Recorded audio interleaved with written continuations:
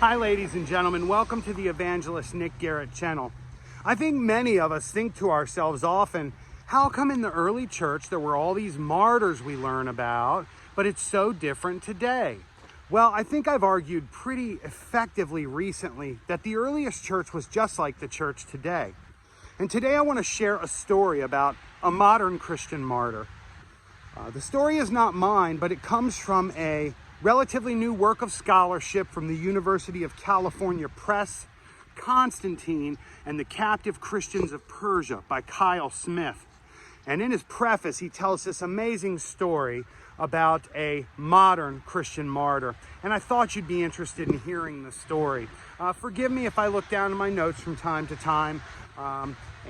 Here we go. So, near the end of the winter in 2008, the body of Monsignor Paulos Rahho, the Chaldean Catholic Archbishop of Mosul in northern Iraq, was found on the outskirts of his city.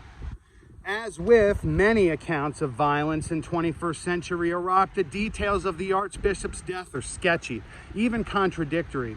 Once the security situation in Mosul began to improve, the Archbishop apparently stopped paying the protection money that he had been delivering to a group of militants for some time. A few months later, deprived of their easy racket, gunmen attacked Rahho's car as it left the Church of the Holy Spirit in Mosul. His driver and 2 bodyguards were killed. Some American media sources suggest that Rahho may have been mortally wounded in the attack.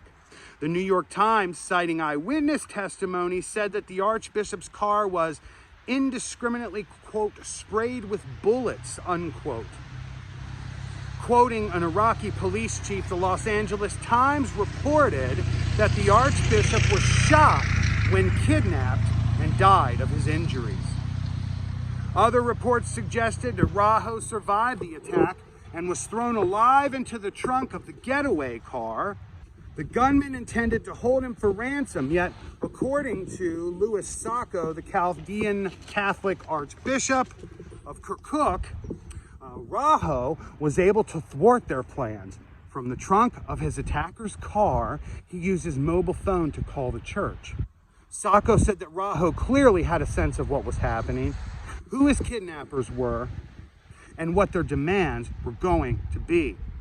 And that when he spoke with the church officials who answered the phone, he begged that no one pay the ransom for his release. Such payments, Rahho explained, would only encourage more violent acts.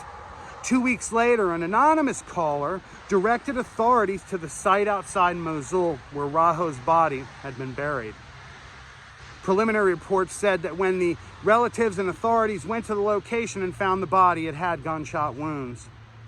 Other reports, quoting representatives of Mosul's morgue, declared that Rahho had not been shot. Instead, they claimed that he had died from natural causes, presumably related to a heart attack, lacking the medication he needed daily to survive.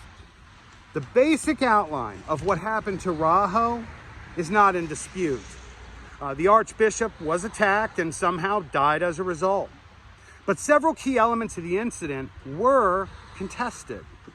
Was he shot? Did he die because he didn't have the heart pills? Was he killed with his driver and bodyguards? Or was he kidnapped alive and able to phone his church? Had he been paying the militants protection money for years? Or, as others claim, were all such payments, quote, against his religion, end quote?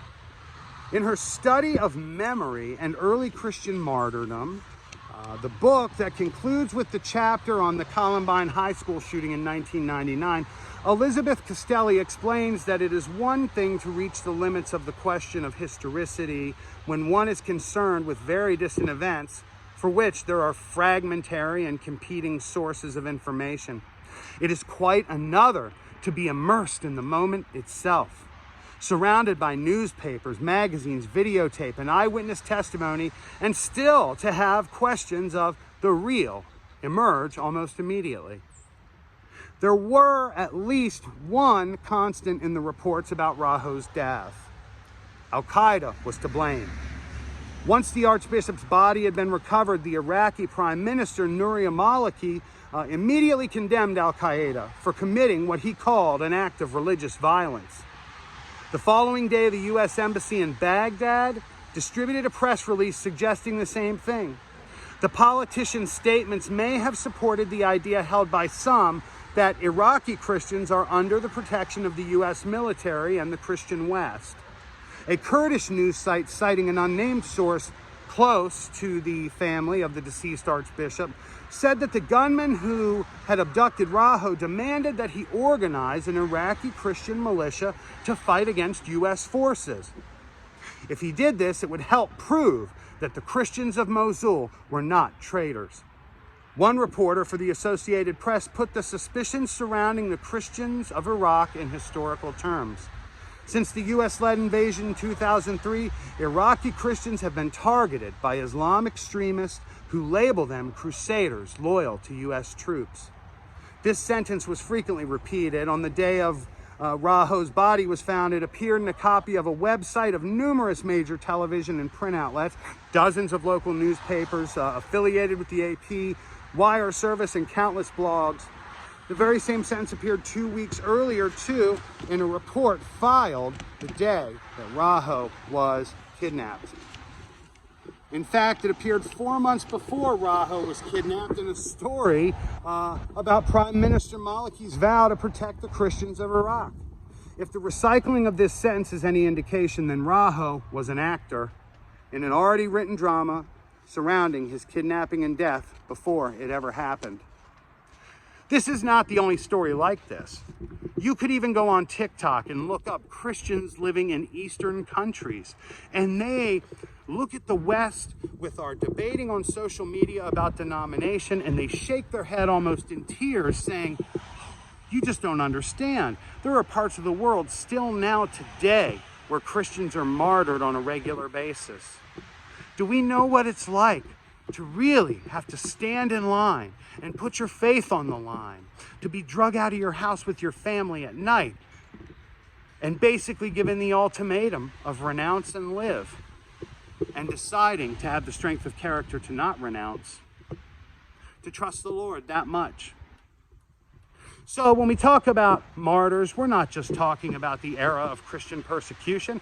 We're not just talking about the church fathers, your Tertullians and Origens and Clements and Ignatius of Antioch. We're talking about Christians today in various parts of the world. You know, in 2016, when I began compiling data for my Just Tell Me the Truth About Christianity series of books, I was surprised to learn that Christianity at that time, and probably still today, is and remains the most persecuted religion on the face of the earth. What can we do about it? Pray. Learn about these individuals, because there is no greater statement of the faith than one who is willing to put their life on the line for it. Ladies and gentlemen, I recommend the book, Constantine and the Captive Christians of Persia by Kyle Smith, released in 2016 by the University of California Press. It helps to read this book because today we're beginning to learn that Christianity is not just Roman history and Western history, it is global history. And the more we know about how Christianity permeated the world, the deeper of an understanding we can have not only about our church's history, but when we read the Bible, it will make so much more sense and bring it to life. God bless you, my friends. Enjoy your day, and may your work bear fruit. Thanks.